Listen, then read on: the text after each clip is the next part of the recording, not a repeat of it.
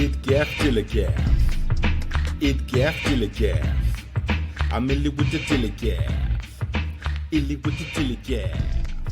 Nit gaff, nit gaff. Nit gaff, nit gaff. So I did a podcast about a year ago, and the podcast was about science fiction. And sorry if I sound a bit tired, you know it is, I just ate. I just regressed to, I guess it is a regression because I did it before and I'm going back to it. Just regressed to going back to one meal a day, which I did when I was under Nation of Islam instruction. Now they call it intermittent fasting, you know, like how that to remix up everything. So I've just had my one elongated meal or feeding period for the day. So as you can imagine, all the blood's rushing to the stomach. It's the first time it's had anything in it for 20 hours other than liquids, and it's just slowing my ass down, right? I may come back to discuss this new habit again. Another story for another day. Yeah, so I'm doing this podcast because about a year ago I did a podcast about science fiction. I was really proud of it, I thought I got my point across well, and then for some reason, Audacity, which I was recording into, didn't record it properly. And there just seemed to be nothing for it to, good thought, I think I know what I'm going to do there. But there seemed to me to be nothing I could do with it to, save it or repair it. Sometimes there's some kind of a fix that you can do to it, but this just kind of came out like normal and quality. It wasn't sound dropouts, it was something to do with the, megahertz it was recorded at, that it just came out bitty. And I was really pissed off, and I tried for a while, couldn't get it fixed. So I abandoned it. And I had never really planned to do another one because like all of these, podcasts, it was spur of the moment, something that came to me. But then today I sat down and I was flicking through the TV. I didn't want to go to my usual program. I say that usual program, I give myself dedicated maximum 1.5 hours of television a day to watch something that I want to do, which is like my bit of escapism into another world. And then outside of that, it's back to work. It's either my work, one of my businesses, or some shit I'm doing for the family, but it's something. The only dedicated hour of escapism I have now. Full disclosure, in the evening my wife will come home, sit down, put on the TV, and I will gaze over and I will know what's going on in Coronation Street. Sorry to put her on blast, but still fucking blows my mind, but I guess someone has to watch it. So I don't know what's going on in Coronation Street or Emmerdale Farm or whatever, bullshit's on at 11, 12 o'clock. But I will still be at my desk working. That's just a cause of my environment. I don't choose those programs. They're just in the background while I'm working. Do you know what I mean? But I give myself a dedicated 1 hour of TV. But today, it's a Saturday, and I sat down for lunch, and I didn't watch my usual program, which I basically, because of the way I consume media, like I said, 1 hour a day, I choose a series, a Netflix series, and then I just binge into that. So over the years, I've binged into, for example, the whole Marvel series. Is because, why? Well, because when I was a kid, my brother and my cousin were massive Daredevil fans, but I was never so much into Daredevil. But when Luke Cage, Power Man and Iron Fist came out, I was the biggest Power Man and Iron Fist fan. So when they made Luke Cage and Iron Fist the series, I binged those, and because of that, and I binged Jessica Jones because I like the actress who's playing it, whose name I can't remember right now, but then, and it had David Tennant in it, who I hugely respect as an actor, and then the storyline was just off the fucking chain. So then I did that whole, load and did the Defenders. I've been a fan of the 100 since the first series, since the first time they opened that capsule and they landed on Earth and played Radioactive. So I watched that. That's going to factor into what I'm going to say. So I'm binging. Right now I'm binging La Reina del Sur. Not Queen of the South, the American version, which I watched the first 2 series of, but I was always told it wasn't the real deal. But I watched it because it was interesting, but it's bollocks. But then when I was watching Queen of the South, I didn't have Netflix, I had a TV box, yada yada thing we have out here in Spain, those Kodi boxes. I can't remember, they used to be called before they were called Kodi, but anyway, them TV playing boxes that play all the illegal shit. It used to be called something before Kodi. Damn if I can remember the name now. But anyway, so I had one of those. So it was kind of always hit and miss, but it wouldn't play La Reina del Sur. But when I finally got Netflix, I didn't get Netflix. My son got Netflix.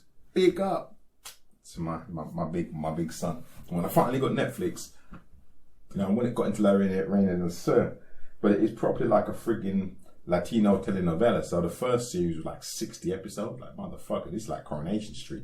When will it end? Although I did really enjoy it. So now I'm on the second series. I wasn't so sold on the second series at the start, but then I just got into the acting of the girl who plays her daughter. You know, I don't know how old she is. You know, she may be not 9 years old. She's playing at 9 years old, but she's just one of the most amazing actresses I've seen for, you know, a child. She's one of the most amazing actresses I've seen for a child. So then I really kind of dug into the series and started to get into it. So now I'm cruising my way. I'm about a third of the way through that. As per usual, none of this is what I want to talk about, but what I wanted to say was that, so I put on TV today, and I put the TV on, and it went into a TV program. I was on the horror channel because I was just flicking through. I want to watch the reality TV series or the shit that was on the other channels. And I stopped at horror because, you know, horror, for some reason, as a channel, does a lot of sci-fi. Finally getting there. And as I said, I had previously done a sci-fi podcast that I couldn't use. And it was showing Space 1999. For the uninitiated, what that means is dun, dun, dun, dun, boom, doo,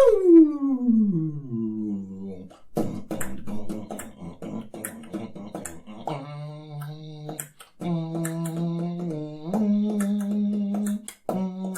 Listen, I could sing that whole theme tune. I still think that's one of the best pieces of music. The 60s and the 70s, man, I had this thing.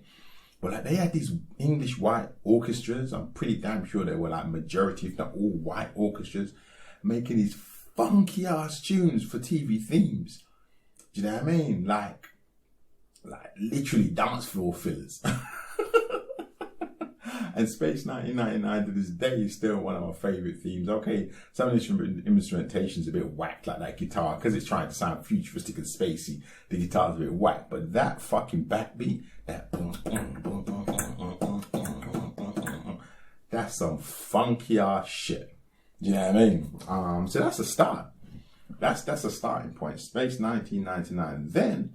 And what I did, I love to do this as I get older. I'm an old ass man. I think I'll probably do it again if I'm alive in 20, 30 years. I love to watch TV shows or consume any kind of media that I liked or I was infatuated with, you know, or really had a big impression on me when I was younger, and reconsume it and see if it still has the same impression on me. You know, I want to know if I have that whole, like, you know, when we used to buy records, I never forget, you buy a record and then 5 years later, I know you buy the record and it was like, at the time, it was just a fucking jam and you had to have it. And then you play it 5 years later and you listen to it and you just go, what the fuck was the attraction to this? Like, why do I even own a copy of this fucking shit? And I wonder about that with all media. So like, for example, when I get the chance, although they're hard to find, I love to find old comics. I'm reading an old comic and see if the stories are still engaging or if I was just tripping because I was 11 and 12 years old, you know. Like, I'd love to get a copy. I've probably still got it somewhere, but who's got time to find it? You know, I'd like to get a copy of The Dark Knight Returns or Mage, some of the comics I used to read when I was younger. And see if I still find the stories as gripping, if they seem juvenile. Axel Pressbutton would be another one I'd like to read and see if it has the same effect on me, if it seems juvenile. The Worlds of Sector P by K.D. Franklin was a book I read when I was a young adult, somewhere between 11 and 14. And I never forget being like, wow. Like, it just blew my fucking mind.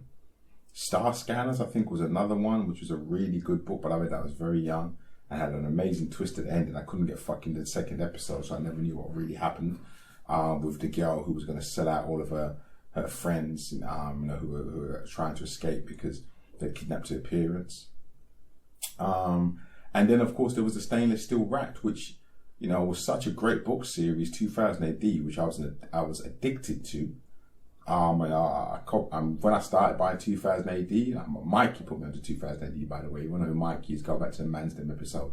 And you'll see me and Mikey talking about parenting and teaching, making impressions on young people.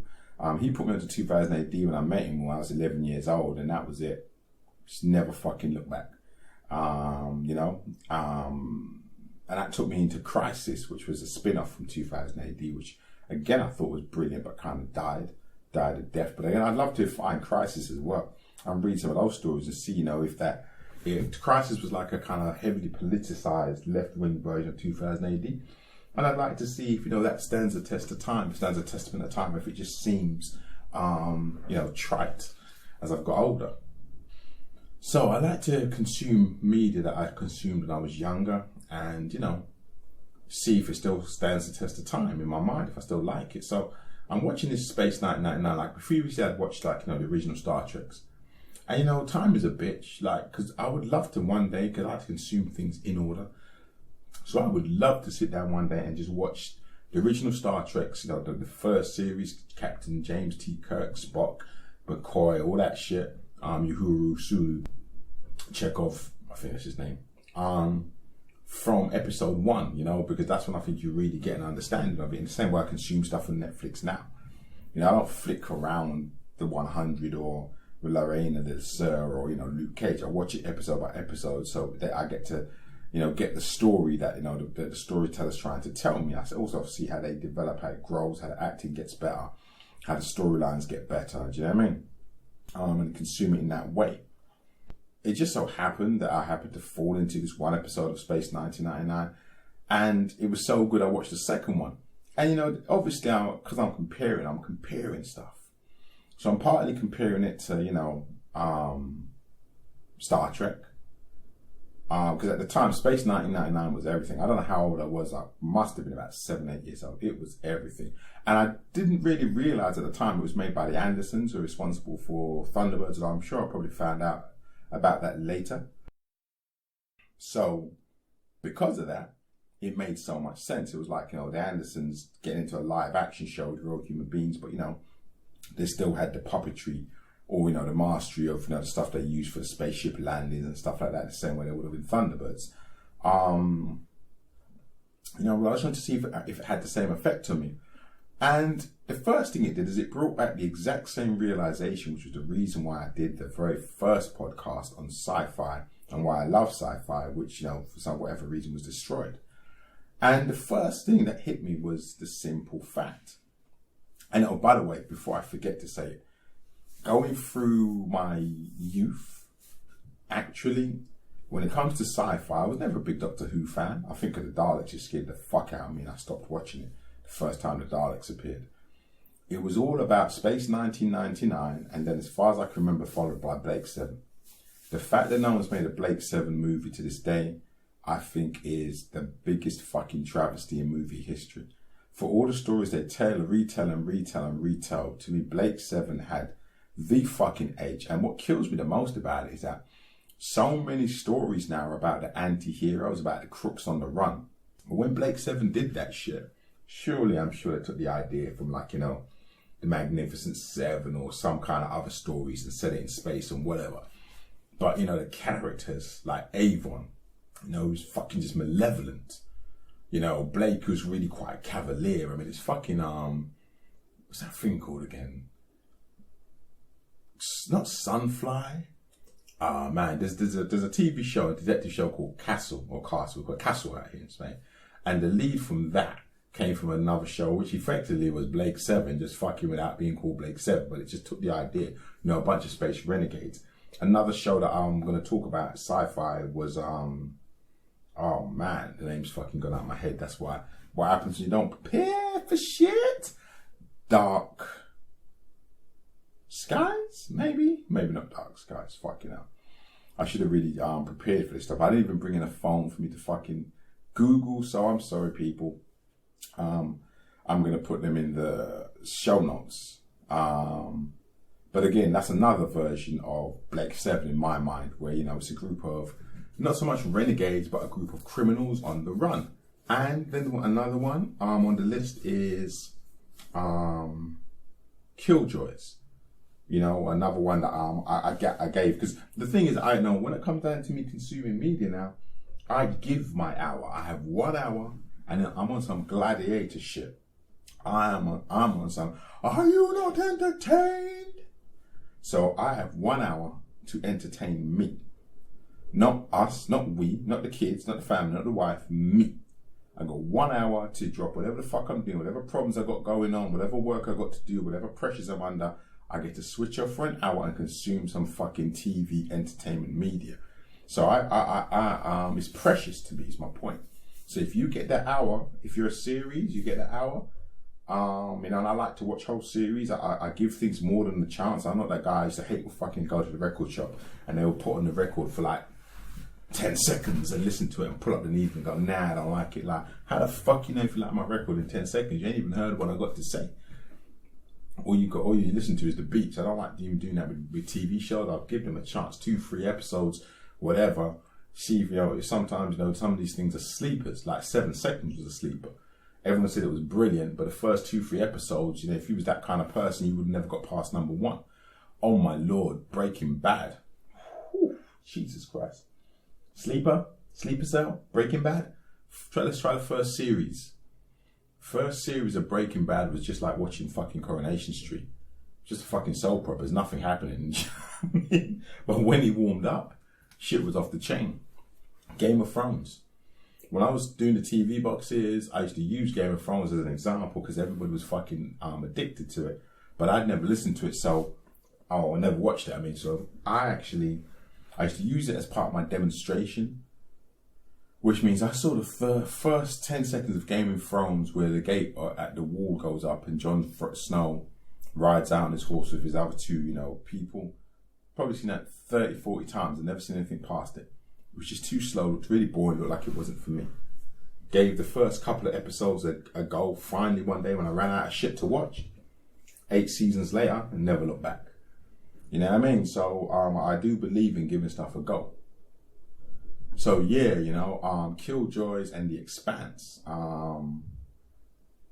Yeah, actually, again, both with elements of Blake 7. Because to me, Blake 7, like I said, was the original anti-hero. Maybe not the original, but a very early, who the fuck knows if it's that original, but a very early anti-hero space swashbuckler. You know what I mean?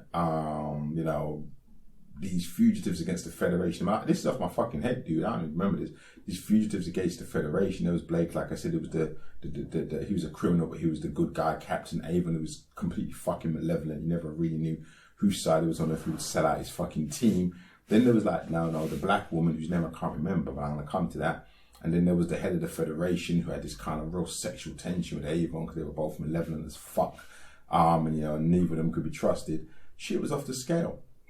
And when I watched Space 1999 today, it reminded me just straight away, other than the obvious things, these are the 2 reasons why I love sci-fi. Finally start to get to the point. 2 reasons. The first one, I suppose, is because sci-fi obviously explores new possibilities. It has to think outside the box. It has to think outside the boundaries. Now, these podcasts are free thinking. I appreciate on some of these issues that, I'm discussing, my thoughts may not be very free thought. They might be very conventional within the boundaries. Maybe all of my thoughts are conventional within the boundaries. But naming my podcast Free Thinking will tell you at least one thing, that I aim to, or I would at least like to be thinking outside the boundaries and outside the boxes. I'd like to take, any problem and take new approaches, look at it from different angles, look at it from different ways, and at least explore different ways of doing things. Rather than just saying, no, always been done that way, that's the way it should be. Someone else told me it should be done that way. That's conventional wisdom, that's common sense. That's it, fucking end of story. So, science fiction does that. Why? Because it has a blank canvas. Because in science fiction, you can create any fucking world you want. You're not limited to gravity, humanity, cars that drive on the road, human species, or even humanoid species. You can create a canvas and paint any picture of the world or the universe, time, space, dimensions, matter. You can do anything you want. You're only held down or held back by your own creativity. So I love that, because to me it's like kind of the kernel, the cornerstone of free thought. Now, of course, you can do that in anything else, but if you're going to do you're going to write a story set in the American Revolution, you're going to be stuck with certain parameters. There were no cars. There were no submachine guns. You know, that is a particular epoch in time, and you're restricted to that. And then, you know, your creativity has to come from within that. That can sometimes be good. It can sometimes make your creativity better, but I like the creativity that has no bounds. So if you want to have a science fiction program about a non-carbon based life form, you know, where things that just look like ghosts float around, you can do that shit. You know, there's no boundaries. So that's my favorite, or my first reason why I love sci-fi. But the second reason I love sci-fi, particularly the TV sci-fi, and I'm sure a lot of it is because it was a product of its generation. A lot of the stuff that I liked was developed in the 60s and 70s. Is because as a young man growing up, a young black man growing up, it was I won't say the first, but one of the primary places I would see prominent black characters, strong, capable black characters, and equality of races. You know what I mean? So, for example, like, you know, I remember watching, because like I said, all this Dave and these old TV Gold and all this stuff on these other channels, you know. So I remember just, again, one day I was having breakfast or something back when I used to eat breakfast, and they had a TV Gold or a Dave, and it was showing Minder. Yeah, it's Minder. And he was locked in his laundry with these two black guys who were doing an armed robbery, and you know, got caught. They take everyone as hostages. And I remember thinking to myself, I mean, the 70s, you know, it's really weird, man. We talk a lot about fucking political correctness on TV now, but a lot of the shit I come across in the 70s, in my mind, maybe because I'm an old ass man now, actually was handled a lot of stuff very sensitively, you know. And this was handled really sensitively. I really expected these guys to be kind of cartoonish and buffoony because, you know, Terry McCann was the cool guy and da-da-da. And it really wasn't dealt with like that. And I've seen a lot of these 70s programs. Obviously, some of them are ridiculous, particularly the comedies. But even one time I saw like an episode of On the Buses. Yeah, again, I was having breakfast. Trust me. I just happened to be on in the background. And, you know, the guy fell in love with an Indian girl who was a belly dancer. And again, it was handled very sensitively. I mean, it wasn't like, you know, the joke wasn't on her being Indian. That's what's offensive about the Bernard Mannings of this world. That, you know, what Jim Davidson used to do. I know he wants to speak, tell him many times that he's not racist, but, you know, that it's not what you think you are, it's what you do. You know, if the joke is you being you, then it's unpleasant for anybody. If the joke is you being you because women are stupid, disabled people are incapable, black people are savage, then, you know, it's not going to be polite for the person who's the butt of the joke. Whereas I remember this particular episode of On the Buses, I'm sure there are other ones that maybe were less sensitive. The joke wasn't her being Indian. The joke was her being a belly dancer, this guy fancying it because she was pretty as fuck. And the only side that India came into it was that, you know, they used the exoticness of the culture, that she did belly dancing and it was a snake charmer. And then the joke became around, you know, the guy trying to date her and then realising there's a big fucking boa constrictor in the house. And that was the butt of the joke. Was, all right, you dated the girl with a boa constrictor. Not you dated an Indian girl because she was Indian and we made that funny because the way she spoke or the way she looked or took the piss out of her culture. Do you know what I mean? So, sci-fi to me is the place where I could feel the safest as a viewer. As a young black man, I felt safest viewing sci-fi because they would always, for some reason, I don't know who set the precedent. But sci-fi seemingly on the whole created this world where equality existed. Like somebody decided in the future there's going to be equality. Like I think a lot of those guys, you know, like this TV program, check it out, dude. The title is Space 1999. It's based on a place called Moonbase Alpha, where we've left Earth and we've set up a moon base, a base on the moon. You know what I mean?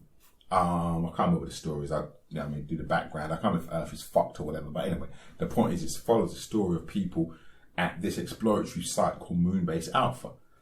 Supposedly 1999, right? Well, we're in 2019. 20 years later, we are nowhere fucking near that. But obviously in the 60s and 70s, that's what they were hoping. That's what they were hoping humanity would be.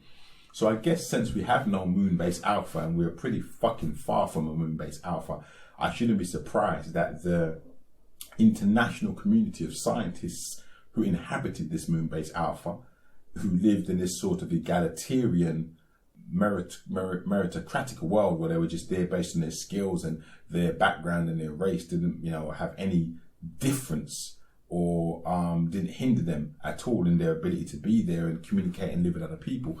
I guess since there is no moon-based alpha, then there's no surprise, or it shouldn't be a surprise that that doesn't exist. Because in 2019, we got people running around in MAGA hats and, presidents talking about there were good and bad on both sides when somebody drives a car, killing anti-Nazi protesters or anti-Ku Klux Klan protesters.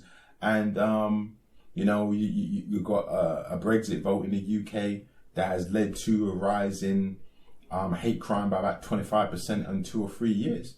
Lies, damn lies and statistics. You can believe it if you want or don't believe it if you don't. I could give a fuck. Do you know what I mean?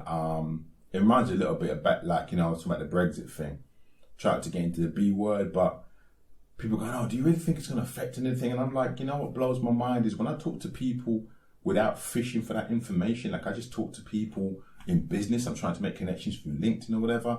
You speak to real people who are talking about real companies closing down and real people losing their real fucking jobs. It blows my mind every time someone asks me if I think it's really having an effect. I'm like, do you ever talk to anybody outside your fucking road? Because I talk to people from the north of England right through to Spain. And yeah, motherfucker, it's having an effect. People losing their jobs. You know what I mean? That's the reality of the effect. Fuck the rights or wrongs of should have been done, should have fuck all that. I mean, the effect is it's happening. And it's the same thing like now. We're not in 1999.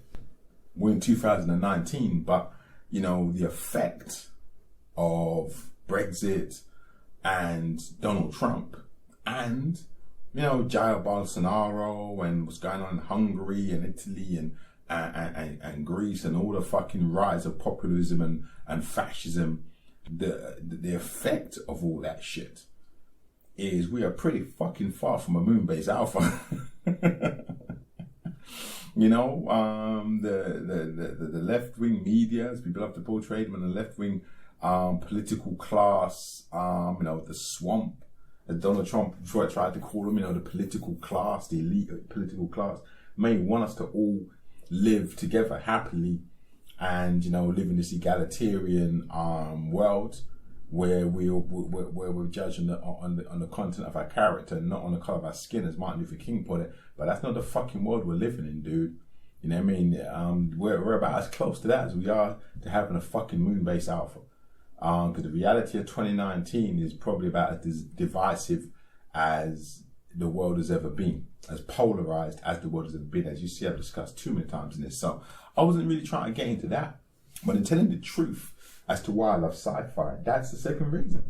Because it was a young man, the only place I could see that, and as an old ass man, it's still actually the only place where I can really see that. So, flicking through, I'll start actually with where I started today, which is Space 1999. So, it's got the balance. I mean, there is going to be no surprise. There's going to be two main characters are wasps, right? White Anglo-Saxon Protestants, no big deal. But one of the prominent characters is a black guy.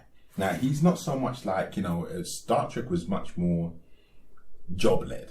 So you knew Uhuru did communications, and you knew Sulu did navigations, and you knew, Dr. McCoy did everything medical, right? And Spock did everything scientific.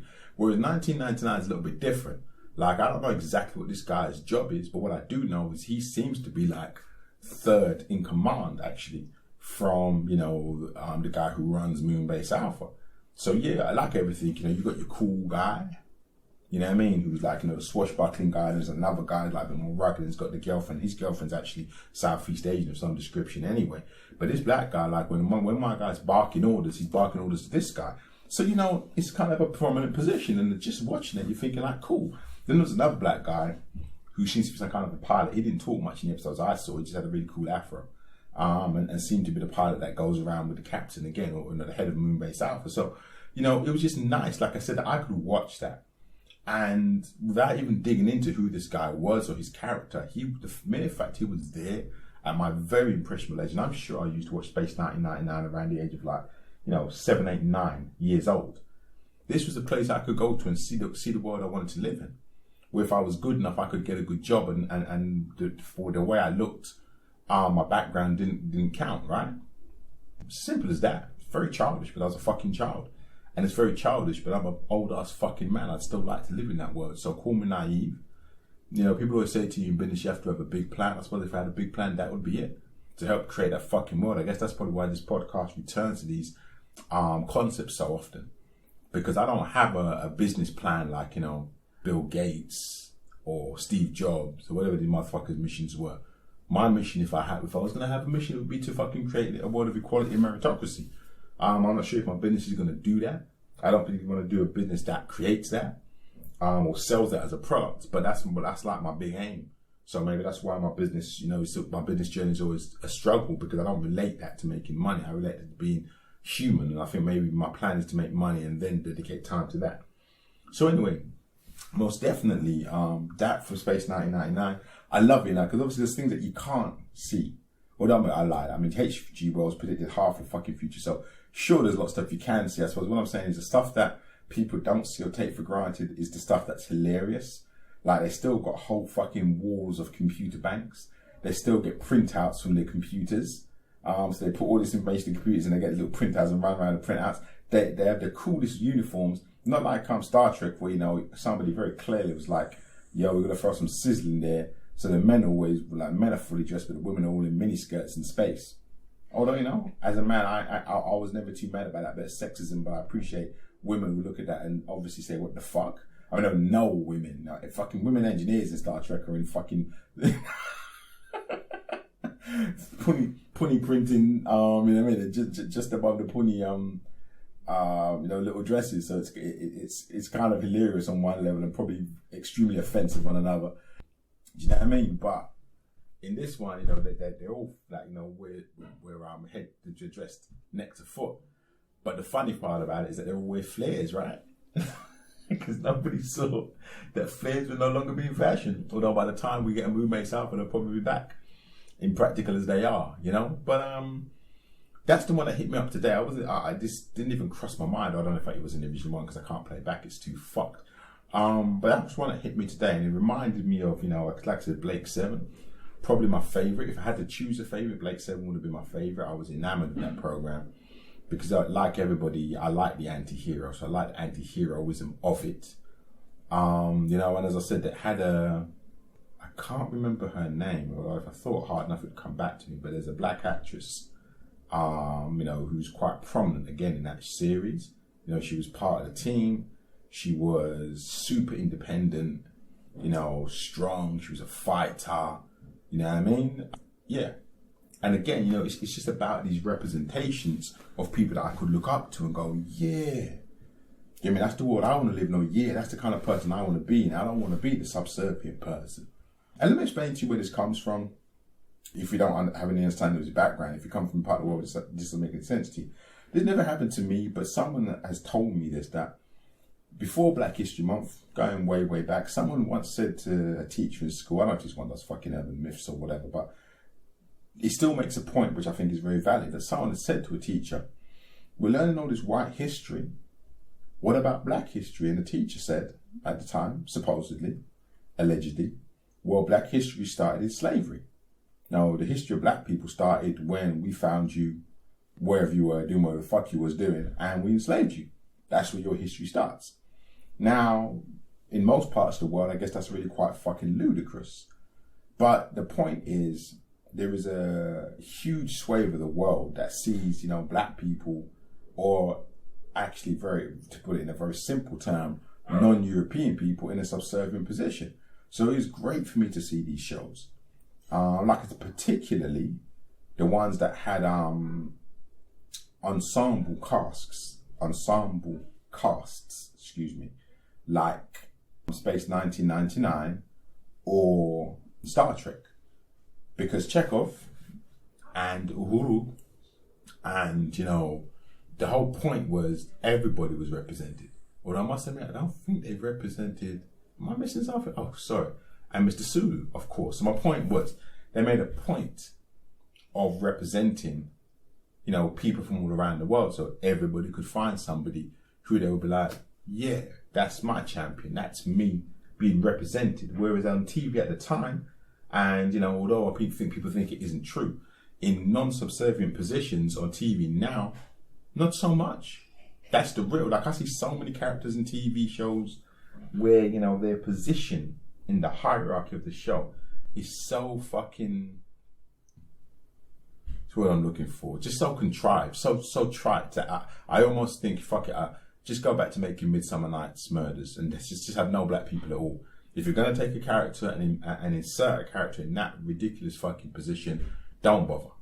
You know, either make a real character who really serves a role and really has, and really is worthwhile being there, has something about them that brings value to the show or whatever, or just don't bother. Just make Midsummer Night's Murders and get on with it. You know, you live in a sleepy little town where, someone gets murdered every single week. No wonder no fucking black people live there. Why would I go live in a town of 750 people where some motherfucker gets murdered every single week? So there's no black people in the show. Makes sense to me. So that was my love of sci-fi, man. And then last time I did this, I talked through it at the time. What I was watching The Expanse. I was watching Killjoys, and I'm gonna have to put it in the show notes because I can't remember the name. I think it's Dark Skies, but the problem with Dark Skies is I think that's a different program. But it was Dark something. Well, I'll go with the first two that I remember because they make the point even better. But they all do. So I'll start with Killjoys because I'll go through this quicker. Killjoys stars Scarlett Johansen, TV crush. Just, I could watch you all day, and, Leo and me, TV, I'm in love. Anybody understands Leos, right? We fall in love with TV characters. We fall in love with our heroines all the time. Felicity Smoke, anybody? Arrow? Just, dude. Do you know what I mean? We just do that. Not because they're pretty or they're attractive or they're sexy, but because if they portray a certain character of somebody who we really like or we admire, then the kind of empathetic part of us gravitates that person like they were a real human being, and we get those emotions. Same thing with Fatima Mansour in Reign of the Sur. They killed Fatima Mansour. I was shouting at the TV. My daughter had to come out and say to me, "What is wrong with you? Can you tone it down? I'm trying to study." I was like, they killed Fatima Mansour. Because, she had that smile and that motherly warmth and that kindness and that vulnerability. And bam, I'm in TV love. That's what it is. I'm in TV love. Do you know what I mean? And Felicity Smoke carried a lot of the exact same characteristics with that kindness and that vulnerability and that kookiness and blah, blah, blah, blah, blah. And although the Scarlett Johansson character, I think Scarlett Johansson, don't know, man. It'll be the show notes. She stars in Killjoys, and she was in Ready Player One as well. Although I don't think her role in that was great, but still, I think she's on the verge of blowing up shit. Although she's a badass, like an absolute badass assassin, she's a badass assassin with, again, that kind of kindness and vulnerability and, protectiveness. And she's got that amazing, brother-sister relationship with Johnny. So where everyone, where most shows would have them trying to build a sexual tension, it's like, no, that's my brother. We love each other. And the same thing, that's what I love about the Reign of the Sur, that, they gave her a character like that in Alec. They call Oleg but Alec. So, Teresa Mendoza and Alec, as they put it, and something I've experienced myself, something I look for myself in relationships, where they say, we didn't sleep with each other, we didn't become physical lovers, so we could have a love that lasts a lifetime. And that's, kind of how I've always seen the world. It doesn't always work out that way, but I understand there's a much greater love than the love you get by dropping your pants and trying to have your 15 minutes of fame. Do you know what I mean? There's something where you can really touch someone's life and affect someone's life, not now but forever. And that doesn't involve physical sex. So I love that concept, and that's what you see with the two main characters in Killjoys. But again, what it is, the main character, Killjoys, the main character, centerpiece of the whole show, black lady, badass assassin, whole fucking show revolves around her, And her arch nemesis, I don't know, maybe if not black Southeast Asian character. I ain't watched this for a while, by the way. Like I said, when I did the original podcast, believe it or not, I'd have had the names up there. But, you know, the badass, the head of the family that she's kind of going against, who eventually goes into the green and joins up with, you know, the lady in the green. Again, not non-white European. So the representation of the roles is great. I won't get into showing how much I love it, because I can do that any other day. But back on point, it builds a world which is interesting. Again, the guy who runs the bar, the black gay guy, badass. They started him off as just like a kind of cool character who runs the bar, and then decided later on in a few later series is to make him one of the most famous criminals wanted on the run and gay. Just fucking badass. Do you know what I mean? Almost like Banshee, where they have like, you know, the again Southeast Asian guy who's I don't know if he was gay actually, but he was, you know, like not trans, but you know, a cross-dresser at the very least. A super, like, you know, glamorous and out there, but also a complete fucking badass. You know, and it's nice because you want a kid who's going through understanding themselves and learning about themselves and what they are, to see someone like that and go, yo, that's me, dude. That's the guy I want to be. I'm not the kid who gets spat on and shat on and has his head flushed down the toilet and beaten up and people laugh at because of the way I dress. I'm that kid. I'm that guy.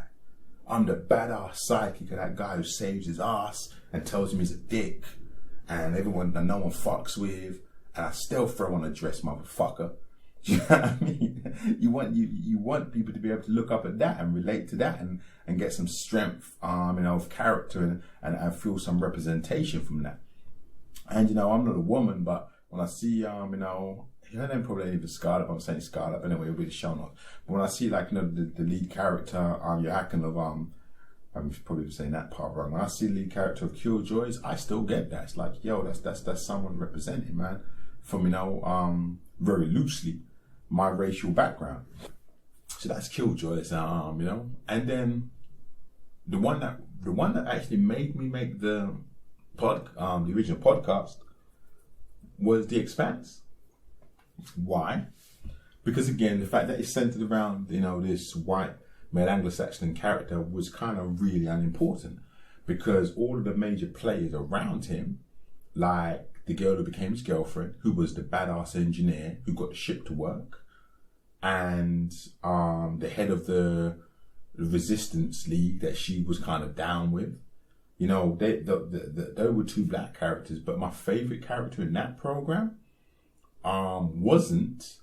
I was a little bit disappointed actually, The Expanse, because the woman who kicked it all off, the one who kind of stole her dad's shit, the one who had the corrupt dad, you know, she kind of, because of the way I think the story was written, didn't really have a role.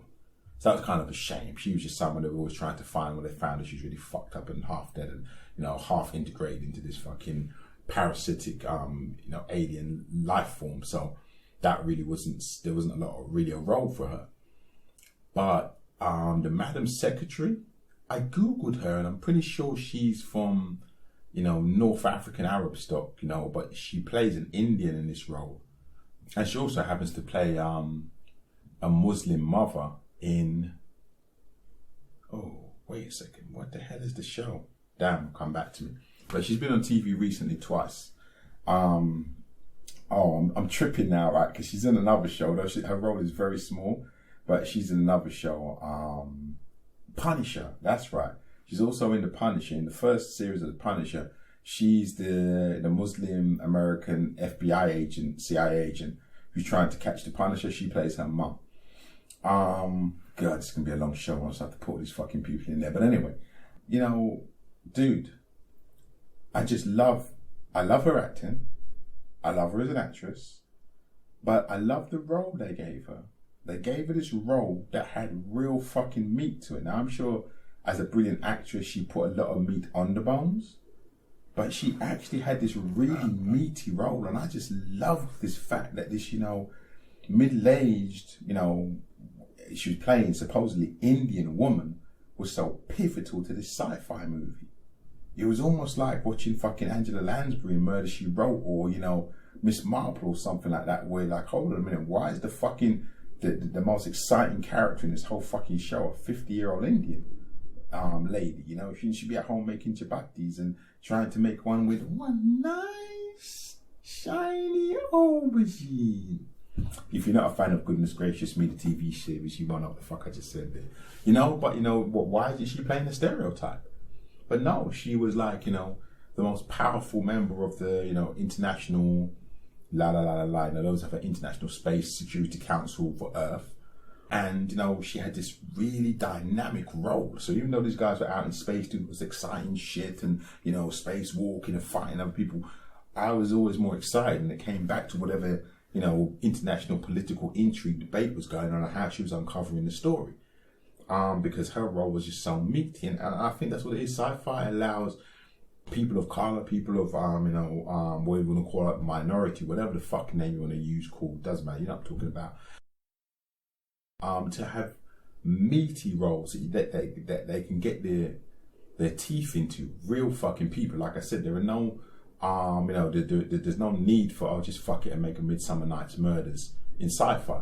Because sci-fi characters actually get real, actual fucking roles that are valuable and worthwhile.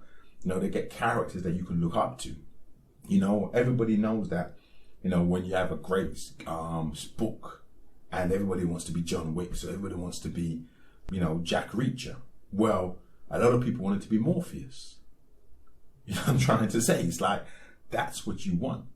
You know, I wanted to be Madam Secretary. She was a fucking badass. I'd never wanted to be a middle-aged Indian woman since I'd watched Goodness Gracious Me.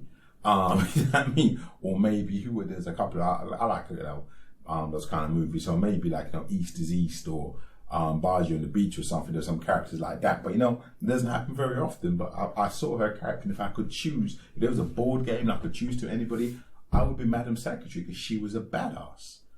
You know, and I think it just balances out the world. I think back to meritocracy, I think it just makes a better world, that you have more interesting characters because you can draw in their culture and their look and their, you know, their history and the differences. So not everybody has to fucking look like John Wayne, you know, to be cool. You know, everyone has to look like James Dean. So yeah, so you know, sci-fi gives people real characters. Sci-fi gives people of color or minorities or whatever term you want to use. It's also fucking boring. You know what I mean. Real characters. And like all meritocratic things or themes, in my opinion, that benefits everybody. It benefits the people of color from those backgrounds, from those demographics, and it benefits the people who aren't from those demographics, because, you know, it's not the world we live in. Yeah, some of it I appreciate. You know, some people will believe it's an agenda, and I think in a lot of instances it is. I'm sure there are a lot of, you know, focus groups that sit around and go, we need a black character here. And like I said, sometimes that's when I just go, oh, just fuck it, just make a Midsummer Night's Murders, man. Don't put a fucking dumb character, or make a really, you know, incomplete or unnecessary character up just to make up the numbers. Either give a real, you know, a character who has a use in the fucking program plot, whatever's going on. Either, you know, give that role to a black person, or make a role that has some use to the plot and the storyline. If you just stick someone in there for the fuck of it, don't bother. You know, it gets to be more insulting than just seeing a fucking face on TV. We don't need that. And the reason we don't need that, although it's a shame, because I know not everyone's into sci-fi, because it's a genre that doesn't suit everybody, is because we can go to sci-fi and get it. So, you know, for example, like using the oldest example, the original Star Treks, you know, as you know, Uhuru had a real role. She was head of communications. She had a job. So anything that involved in communications, there she was represented. In the same way that Sulu had his job with the navigation, in the same way, you know. So in the same way, like Scott would say, she kind of taken more, Captain. Uhuru would say, communications are down, Captain. You know, because she had a real role. And if the storyline was about communications or navigation, then Sulu or Uhuru, you know, his role became bigger.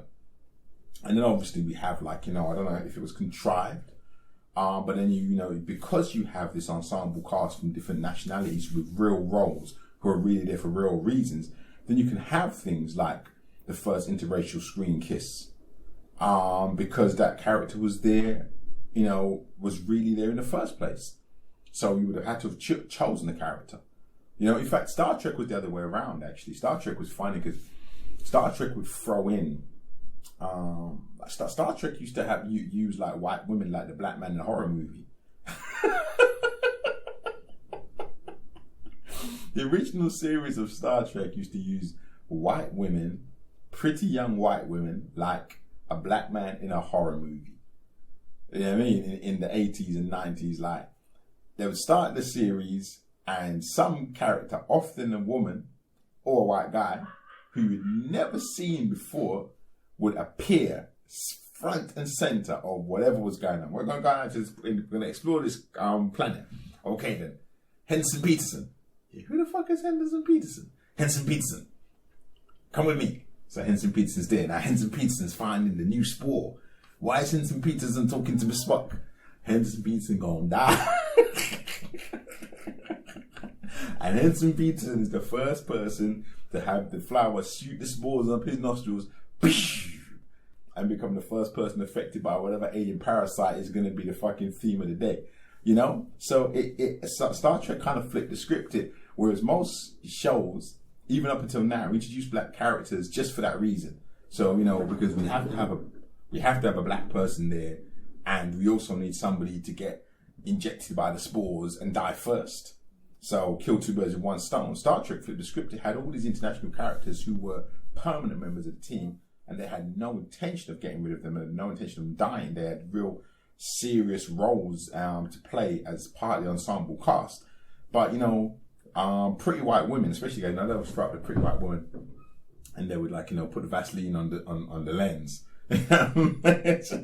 Make her shimmer like, you know, Miss World, and she'd, like, you know, James T. Kirk would come with a little twinkle in his eye, but she'd be dead though. It's like, you gonna die, yeah, because you're not a regular, man. You don't have a job on the board. You dead. So see my life. You hear that, dog? I know. I could always hire a studio and do these podcasts. And I could release one, like, every fucking year.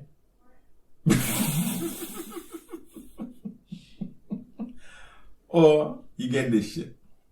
Well, anyway, man, so that's what it is, man. I just wanted to go through that. So, yeah, so the Expanse, the engineer had Madam Secretary, also had the Martian, the Martian who, you know, found out what was going on when they were trying to create the war between Mars and Earth.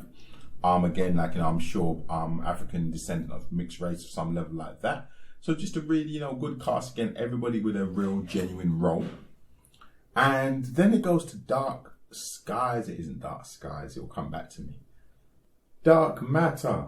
There you go. The motherfucker, Dark Matter, cancelled after 3 series. See, I knew it was close. I remember because I've seen an advert for Dark Skies. I know that, wasn't it? So like I was saying, man, Dark Matter, that's the fucker. I ain't watched this for like over a year. And one of the reasons I ain't watched it for over a year because they fucking cancelled it, right? So Dark Matter is the last program I'm going to discuss. And again, very Blake 7. Starts off with a great premise. Again, nothing's new. But I like the way they brought the premise. I've seen this elsewhere. I think probably in a Tarantino movie or some shit like that. Where all these people wake up on a spaceship and no one remembers their identity. And then they find out they're all fugitives and they're all on the run. So very cool. But what was super cool about it is, again, a Southeast Asian descendant guy on there, along with 2 white guys and a black woman. Now, when it starts off, it looks like the white guy's going to assume control of, you know, the ship, as you do, taking a position of power. But within a very short space of time, it's an equal balance between the black woman and one of the white guys who she's having a kind of, you know, moonlighting time, kind of will they, won't they relationship. You know, they obviously fancy each other. And then it has a real great moment, by the way, where the rough, ignorant guy, she sleeps with him. You know, and it's like, you know, yeah, I slept with him because I want to. You know, on some Billy Piper shit. Because we want to. Which I thought was a great moment, you know, just again, about free thinking and about being liberal. Like, you know, yes, you got this big will they, won't they thing going on between her and this other main lead character. You think they're going to be like, you know, the duo that become the center of the show. And then She sleeps with the guy that everyone's thinking is like, the asshole, the really selfish jackass. She has sex with him because she wants to have sex with somebody and doesn't want to tie herself down to the guy that she's got feelings for. And then at the end of the first series, they killed that guy anyway. Don't know if he left or whatever, but I just thought it was a great progression of a story, like a cool progression that goes somewhere that you don't expect it to go to. You know what I mean? So I really enjoyed it just from that perspective, as well as the fact that the central character was this black or mixed race woman, whatever term you want to use. And the way they progressed, they progressed it just from that view. They gave her the power, a bit like Killjoys. You've got these black women who are the Captain James T. Kirks. They run the ship. They call the shots. They take the risks. They fight the bad guys. They save the people who need to be saved, and they're the heroines. So there was that. That's awesome. And then they added another character later on, a black woman. I think her name was Nix, and that was kind of awesome as well. That they had this another super strong. There's a black guy in it anyway. Who sort of like all ensemble pieces, he just plays his part. But what's nice about it is, they added another woman just to bolster that, and it really is. It's a program. Like I'm flicking through it on the computer now. I should stop because I'm on my phone now because it will sort of stop me, with my flow of thought. But the point about it is that it in the same way as Killjoys, really is about strong women, strong black women. And it's fucking great. I personally, as a fan of sci-fi, as I said, going all the way back from fucking Space 1999, Blake 7, Star Trek, someone who's always been a fan of sci-fi, whether it's been in books or, whatever, movies, enjoy these actually probably more than the ones that carry the more stereotypical heroes. Maybe it's because of my background, maybe it's because of my outlook. But I think, what they show is if something's well written, a bit like that infamous email from Universal, I don't know if it's Universal, or one of the film studios when, they got hacked when they said that Denzel Washington can't carry an A-list Hollywood movie. And these sci-fi shows show that people of color can carry sci-fi shows. I'd have given Madam Secretary in The Expanse her own goddamn show. Just make her like a, investigative supporter. And give her and the funny thing about that is they gave her another one of my favorite characters, the guy who played I think he was the Syrian, but he was again the trustworthy cutthroat guy in Spartacus, one of my favorite all-time TV series. Moment for Spartacus. All hail Spartacus, the TV series. Probably top 5 TV series for me my whole life. Spartacus and Narcos actually I know are top 1 and 2. Just hands down, without any fucking conversation or need to debate. TV series in my whole life, and yeah, as such, the guy who played the Syrian, he became her bodyguard, and they could have just made a show of them two, where she was the brains, he was the muscle, and just ran that shit, in my opinion, and and put ancillary characters all around them, and it would have been all good. So, what can I say? Well, not much more than what I've said already. That's the reason why I love sci-fi. Because A, it is expansive in its outlook because it can create worlds, which means that the world you get to be a part of can look in any way, shape or form. It's greatly predictive, which is fun. It's great when sci-fi predicts shit like, everyone knows that H.G. Wells' The Time Machine was like fucking seminal. 1984, sci-fi is forever predicting the future to the level that is actually quite scary and creepy. So scary and creepy that you start to wonder if the Bible, the Old Testament was a work of sci-fi.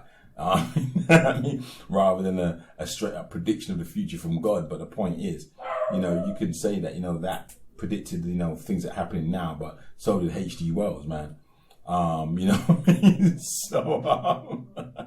So did George Orwell. So, so that's one. And then, it allows you to create worlds that aren't restricted to the world we live in, which means that, you can, that's an obvious one, but it just means that you can be much more free thinking with the stories you create. And the creativity I think that allows people is, second to none. And lastly, because I don't know, I mean, it seems so much like it was an agenda. You know, in my opinion, I think it really was an agenda that came out of the 60s. You know, I always think of sci-fi as something that came out of the hippie agenda, the free love, the one world movement of the 60s, where you had that, you know, Woodstock, Summer of Love, hey man, you know, we just want to be people and live like people and love each other. You know, and everybody, you know, out in San Francisco with flowers in their hair, high off their fucking tits. You know, people of every single nation just living together and, you know, and seeing each other as human beings. And it always seems to me like sci-fi just, you know, grabbed that mantle and said, yo, that's going to be the future. You know, that's the future, man. There's racism and you know, this whole power struggle of nations is going to be fucking defunct, because the whole aspect of sci-fi, the biggest aspect of it, meant the whole aspect, sorry. But without a doubt, the biggest aspect of sci-fi is something that Ronald Reagan alluded to when he said that, you know, if some foreign entity, some foreign race, some foreign species was to come to Earth, we would pretty quickly set aside our differences. Because it would just be, you know, the reason we have so much fucking division as humans is because humanity is all we fucking know. The only thing we know about this planet are different species of animals, you know, or mammals, you know, mammals, fish, blah, blah, blah, blah, blah. But we only know. So if something came from some other planet and was a completely different species to anything that we'd known on Earth, as the so-called, you know, most intelligent species on the planet, humans, we would pretty soon put aside our fucking differences, especially if they were, you know, antagonistic on any level. Obviously, they came down and they said, yo, man, we only like black people. Then, you know, no, we'd say, yo, the fuck out.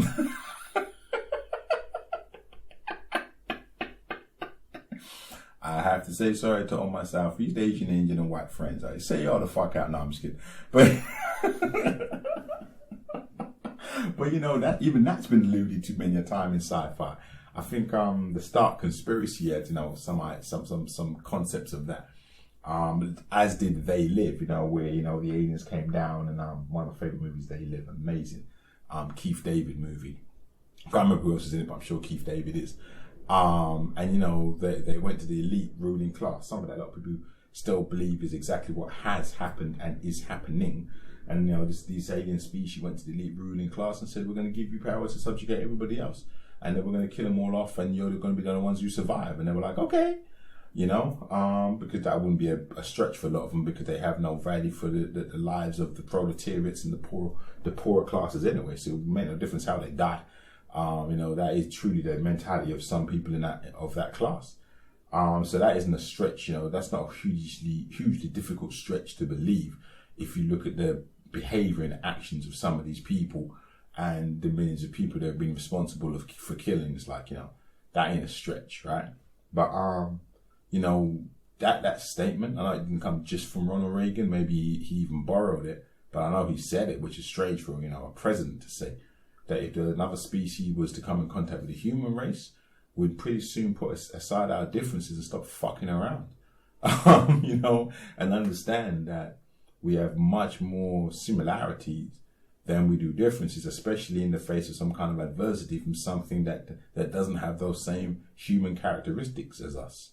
You know, it's so fucking stupid, man. I'm listening to an amazing sales book, and you know, and the guy says, you know, I've done investment capital or whatever, you know, sales, pitching around the world. And let me tell you, everyone says, will this work in my country, in my industry? And he said, yes, it works everywhere. And it's based on human nature. It's based on pitching to the crocodile brain. So the point I'm making is that if a salesman knows that he can sell to somebody in fucking in the deepest parts of the Amazon in the same way he can sell to somebody in Zimbabwe, in the same way he can sell to somebody in fucking Manhattan, New York, then there really isn't that much fucking difference between us. That's how fucking stupid it gets. That's how I got in. Now I got caught up in that dumb shit. Like, oh yeah, we're different, or you know, yeah, because we're the original. Or, well, I don't really think science bears that fucking shit out. Like, of course there are differences, but the point is there's probably more the same than there are more differences. So, you know, in my own personal experience, the last couple of years, I've unfortunately, come across a few narcissists. Well, there are black narcissists and white narcissists, Southeast Asian narcissists, Chinese narcissists, Vietnamese narcissists, Indian narcissists, Pakistani narcissists, Sri Lankan narcissists, English Anglo-Saxon narcissists, Irish narcissists, German narcissists, French narcissists. You know what I mean? I ain't gonna name every country in the world. South American narcissists, fucking Paraguayan and Argentinian narcissists. So my point is, we have more in common than we have different. We can't just go, yo, fucking Dutch people, man, they're all narcissists. We fucking wish we could. And I only just brought out one human characteristic from human psychology. That's just one. You think of all the other fucking things that are going from you know, empaths and kind, open, giving, loving people right through to psychopathic mass murderers. You'll find them in every fucking race under the planet. So cut the fucking shit. And because of that, that's when you really get your head around the idea of, oh, right, yeah, you know, we need something to kick us up the arse and remind us of that. And I think sci-fi does it really well. Sci-fi is the only place that I can go to on a regular basis that just tells me, hey, we're all the fucking same. The only one that let me down actually on the list, I have to be honest with you, quick thought, because I haven't seen it again for over a year, is probably the 100. And the only reason the 100 let me down was because the major black character, unless I'm forgetting somebody really important, but I don't think I am. No, the two main black characters in the 100 play what I call stereotypical power roles. And what they are is what I call it the Starsky and Hutch boss role, where like you have a lot of, you know, TV cop shows where the heroes are like, you know, these really cool white guys. So they've got to give a black guy a prominent role, so they make him the boss. So the boss gets to go, don't you do that. Don't you walk out of here. Hey man, I want you to make sure that you do it this way. Oh man, you know, and then again, the anti-hero maverick super cop always goes off and does it his way, which is what makes him so fucking cool and the boss part of the establishment. So, you know, it's not a terrible role, but it's very, complicit's the right word, but you know, it's very limited in its scope. And every once in a while they make that guy super cool. You know, they let them do really cool shit. Can't remember the name of the show, but there was a show, yeah, the Blacklist did that, where her boss is a black guy, and you know, he was the same guy going, you know, don't you do that with Red. You make sure you keep an eye on him, and he was a straight guy, but then, you know, every once in a while they have like, you know, a wild shootout and he'll get shot and do some wild shit and he'll be cool. Or, you know, he'll let a criminal go off and let them do something criminal just to show that he's still got a cool side. But the point is, you know, that guy's always the establishment figure. And that's what the 100 did, that it had the opportunity to, you know, throw a couple of characters in there that had some real value.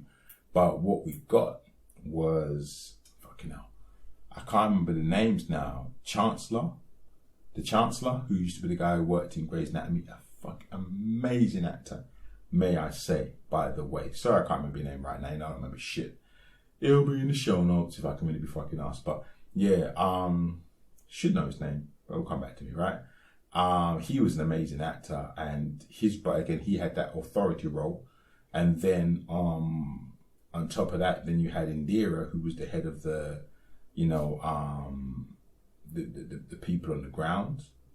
Can't remember what they're called now. It's like I said, it's been over a year since I've seen it, but ground crew. Before they were one crew, whatever. Do you know what I mean? There was her, but again, authority role. She was the head of that, or at least the head of that clan, that fraction. And then there was the guy who came from Hollyoaks. You know, he was pretty cool, but you know, he came from ground crew, so he didn't speak for like the first 6 episodes. He was just there to be hung and tortured. And then, you know, it was all about his love affair with Olivia, whatever. Do you know what I mean? Although I must admit, you know, his progression as a character was amazing within the show, to the point that when they shot him, you know, you heard that scream right across the nation. Whoever was watching the 100, when they shot him, everybody screamed. And again, even the guy who shot him was a typical scenario of a very kind of stereotypical black agitator, you know, who took over because, you know, I'm black and I'm mad and we ain't taking this no more. And I'm ignorant, and, you know, and he was like, you know what I mean? Again, the guy who played the character, amazing actor, and brought a lot of humility, you know, and humanity to the character, but the actual character's place in the show was, you know, something that was just really very stereotypical, something I've seen 100 times before. You know, so that's also, although I love the 100, I can watch the 100 all day, and I think some of the series were mind blowing. I mean, the 100 I love the most because it's Animal Farm, you know, and it keeps exploring Animal Farm over and over again. You know, it keeps on exploring, you know, how would you structure your society? How would you make your rules? How would you make your laws? What would be right? What would be wrong? Okay, let's add some more pressures. Now, is that still right? You said that was wrong because, you know, you had these comforts. Now we took them away. We're giving you another, you know, another threat. Now, do you have to change your rules? Do you have to change your morality? Do you have to change your moral barometer? So I love the 100 for that. Again, it's about creating that world. And what Star Trek always, you know, seeked, if it's a word, to do, was to explore our own humanity in our world by going through space and pretending to go to other worlds that reflected back on ours. And that's, I think, something that I think the 100 does fantastically. Is, you know, sent them to this other planet. First, you destroyed the Earth and sent them onto this, you know, this ring, and then it sent them back to Earth, you know, in its most savage state, in order to reflect back on ourselves and have a look at our moralities, what was right, what was wrong. You know, where do you draw the lines? Where do you redraw the lines? And the Clark's journey, you know, from being like the kind of, you know, good girl, not even good girl gone bad, just good girl in a fucking dictatorial society, you know, who couldn't do right, even if she tried to, because the society itself was wrong. And it really took that, you know, showed how she took that journey and had to redraw the lines. My favourite part being when she killed all the Minutemen. You know, when she had to make that decision and pull that lever and kill my guy's girlfriend who'd helped her. You know, these are the kind of decisions that world leaders have to make. We now have to do some kind of military operation in a certain area, and it's going to compromise our relationship with this nation who's been helping us out. But circumstances have changed. No particular decisions I'd like to make, man. Judgments of Solomon. And I think the 100 is amazing at its presentation and representation and constantly finding new ways of doing that. I think the last series, which I haven't watched yet, where, you know, they've now gone to this new planet and they're gonna be the invaders, is gonna again explore the exact same thing, that, you know, you came to Earth and you were the invaders there, and you had to fight, you know, the people who had survived the catastrophic event that had mmade you all leave Earth in the first place. And, you know, and then you had the spaceship of a couple of series later, after going through the, you know, I can't remember the call now, but no, the ground crew and then the Minutemen and all that shit. You know what I mean? Then you come all the way full circle, and other people come down from that convict ship, lands back on spaces, and one piece of you know, inhabitable Earth left, and you got to fight for that, and you fuck that shit up, and now you're going to find another planet. You know, and the whole thing's going to play again, and it's always going to be about, you know, those issues. So that's why I love the 100, man. You know, it's mind-bogglingly good in its portrayal of asking those questions and re-questioning and seeing where the moral parameter moves, and having you question yourself as to where your moral parameter would move. I've seen my moral parameter move a number of times by watching the 100. So not particularly great in my opinion in its placement of, you know, again, for want of a better word, minority characters. I think Raven has a great character in the 100. I know, well, the funny thing is, Clark's mum is played by a Greek lady, but I don't think that's really brought out so much in the show. All of this is off my head, so I know, like, you know, the Greek lady's doctor friend was, I think he's from, you know, a minority background, and one of the lead characters is a black gay guy, you know, etc., etc. But, you know, on the real, not great character placement, in my opinion. Probably the best one, again, the Southeast Asian guy, who eventually dies, and his son, you know, when he's looking after the ship. His character was okay, and I like that because they let his character really grow from being a very small character, you know, and the other guy's friend, to sort of really growing in importance, you know, as the series progressed. And I like that because it made him a very real character. Then they gave him a real girlfriend, and, you know, real, you know, just watched him grow. So, you know, but other than that, nothing that greatly impressed me with the way they placed people of, you know, minorities or color or demographics in the storyline. But aside from that, oh, what a fucking storyline. You know what I mean? Other than the fact that, like I said, the minorities or the people of color are placed in what I call very stereotypical roles. The kind of roles that make you say, hey, you know, we got black people, and look, they got great roles because this guy's the commander. You know, and Commander Jaha gets to run around looking for the City of Light, and okay, he had a good storyline with, you know, converting everyone with the City of Light and all that kind of fucked up shit. But like I said, for me, he was just Lieutenant Bosley and Starsky and Hutch. He didn't get to do the cool shit. He was just the authority figure. So that was my opinion. So anyway, outside of interruptions from my daughter and barking dogs,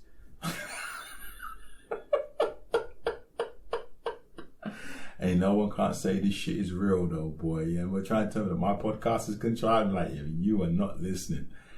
Outside of those things, that's why I love sci-fi, because it's consistently been, since I was a child right up until now, the only place I can go and not actually get my own representation, although that is true, but actually just get representations of the world I want to live in. I want to live in a world with, you know, I can't remember her name, man, but, you know, Scarlett Johansen, you know, was a kick-ass bad killer assassin with a heart of gold, and we're Madam Secretary, he's the smartest person on the UN Security International Space Council, and, you know, we're Lieutenant Uhuru is the head of communications, and, you know, becomes, you know, head, or, you know, going further into Star Trek, you know, we're, you know, I was trying to say, yeah, you know, we're Captain Janeway, one of my favourite Star Trek, you know, Voyager, you know, we're Captain Janeway is the captain.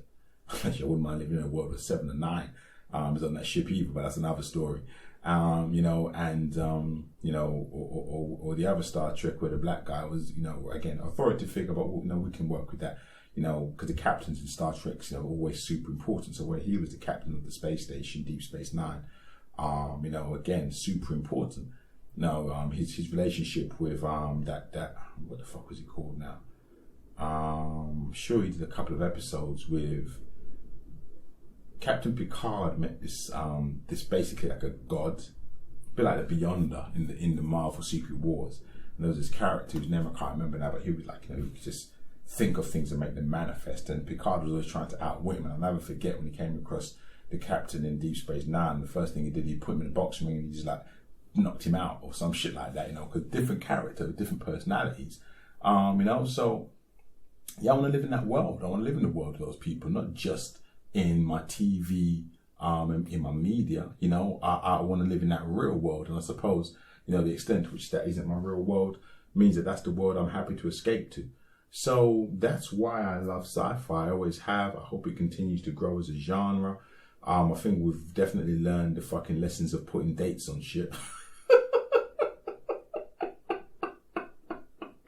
Because like I said, in 1999, there wasn't a Moon Base Alpha, dude. There wasn't even a fucking international delegation of anything. There was just more race hate.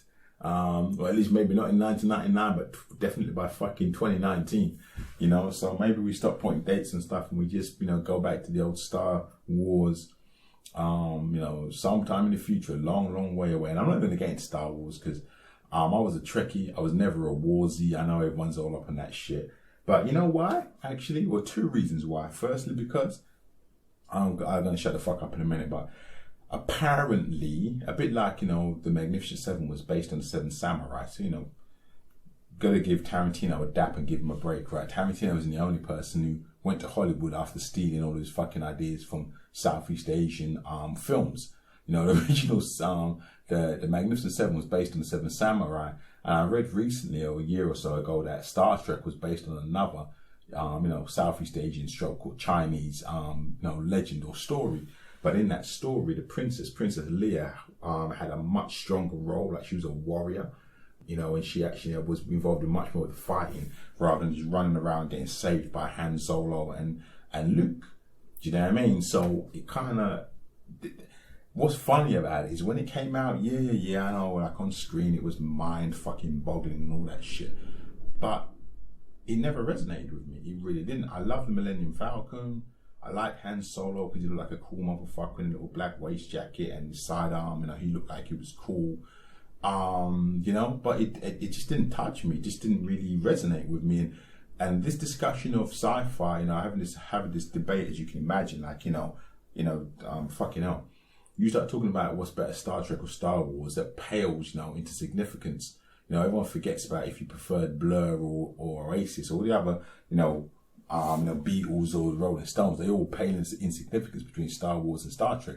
And mostly Star Trek wins. But now you'll probably see why for me it didn't. Because in Star Trek we had like Billy D. Williams.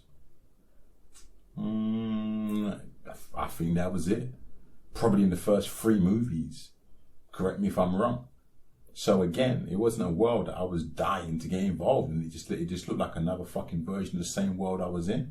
You know what I mean? With like lots of super cool white guys running around, funnily enough, dressed in white. Like good old fashioned heroes with Darth Vader, the bad guy, dressed head to toe in black.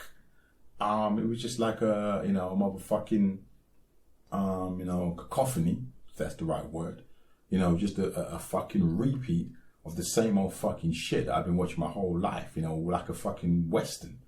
You know what I mean? Yeah, the good guy, the sheriff, pulls up into town dressed in white. The bad guy's dressed from head to toe in black. And, the good old white Anglo-Saxon Protestant saves the day, saves the girl, blah, blah, blah, blah, blah, blah, blah, blah, blah, blah. And it's really funny to believe that maybe when it came out in 1977 or whenever, when I was 7 years old, that would have been how I felt about it. But I think that is actually how I felt about it. I think I saw it and I never saw anything that made me excited. I don't think I saw anything that made me engaged with it. I don't think I saw anything in Star Trek that made me go, yeah, I want to be, And my daughter was telling me that it's not about you. And I was kind of saying, well, yeah, it is. And I think it should be about you too. Because if it isn't about you, then who the fuck is it about? I don't mean that in the way of, being a narcissist. Apparently, I'm 10%. I'm 10% sociopath. Only Dre understands that. I'm a sociopath, but only by 10%. And I concur with that. I don't think that's a incorrect fucking analysis at all. It's like we all got our demons to fucking kind of fight and bear. But I think, you, whoever you are listening, it should be about you. Don't misunderstand me. Not just about you, solely about you, to the fucking detriment of everyone else. Of course not. But it should be about us. But it should also be about you. So as I said, I never saw any representation in Star Wars. I don't remember seeing their representation then. And as I run my brain through it now, until they got my guy Boyega involved in that, where his role where he pulled off the helmet and he was unrelenting stormtrooper. One of the best fucking moments I've ever seen. I'm sure they got that straight out of fucking Austin Powers. The whole idea of Dr. Evil, minions, being real people. And when one of them got killed, the phone call goes to the pub and they all raise a glass for one of Dr. Evil's minions, who we always wondered who were these stormtroopers, but now we got to realize they were real people, with real thoughts and real emotions, and some of them might have been conscientious objectors. Fucking great idea. But until he came along, even fucking Samuel Jackson as a Jedi, nah. Just, Samuel Jackson will always get props because he's Samuel Jackson. He's just got, Gene Hackman style screen presence. There's a handful of people, Gene Hackman, Samuel Jackson, Marlon Brando, there's a handful of people who just have that kind of screen presence where it almost doesn't matter what the fuck they do. They just have that screen presence. Telly Savalas, James Dean, Steve McQueen. Do you know what I mean? They just have that screen presence. So yeah, he had screen presence, but he didn't have a role that blew my mind. Star Trek still remains Star Trek. Star Trek is part of the establishment, and as such, just didn't do anything for me. So there you go. I think I've covered as much of the sci-fi as I'm gonna. And that's the reason why sci-fi has been the #1 entertainment genre for me, I think, throughout my whole life, actually. And remains to be. It's the world I want to live in, the world I hope we finally fucking create. Let's all pray for a moon base alpha, man. Where we actually get to be somewhere where we get to live in some meritocratic lines. Let's all pray that one day we get to Moonbase Alpha. Do you know what I mean? Oh, by the way, and I've got to say that I'm sure Space 99 had something to do with the creation of the TV show Spaced, which gave us Nick Frost and gosh, forget the other guy's name. It'll come back to me. Nick Frost and come on, Simon Pegg and Daisy. I really have forgotten your name, but if it had anything to do with that, then it had a great effect in the world. Gonna go to Papa. Been talking way too much, and I'm out. Play the music.